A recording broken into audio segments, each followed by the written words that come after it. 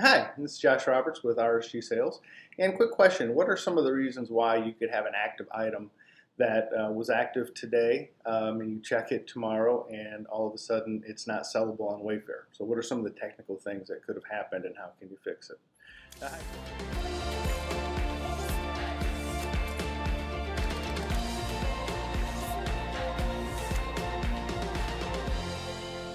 This is Josh Roberts. I'm with RSG Sales, and we are a dedicated e-commerce account management firm.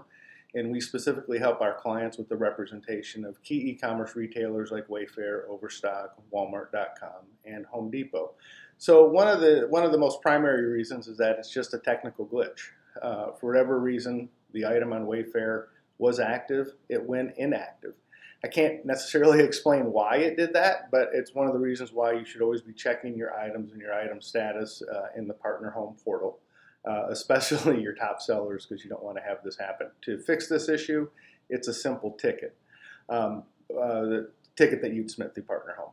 One of the other primary reasons why an item might not be sellable is that the imagery does not meet the requirements of 1500 by 1500 with 72 DPI. So in that event, you would have to just update the image. Also, too, there could be some bigger problems that would require diving into in a little bit more detail. And because Wayfair has gone to the supplier service desk and not as many suppliers have a direct account manager, this becomes a little bit more challenging. So you really need to understand how to navigate through the system. But you could have an item that has a higher than category average damage and return rates, and so Wayfair has deactivated the item. So you're really going to have to work with the supplier service desk and the ticketing system to see if you can get the information so that you can address those particular issues. Also, you should always be looking in product management in the partner home, and it will list out issues that you can quickly identify. It could be not sellable because of poor imagery, not meeting the imagery requirements. Perhaps there are key attributes that need to be updated.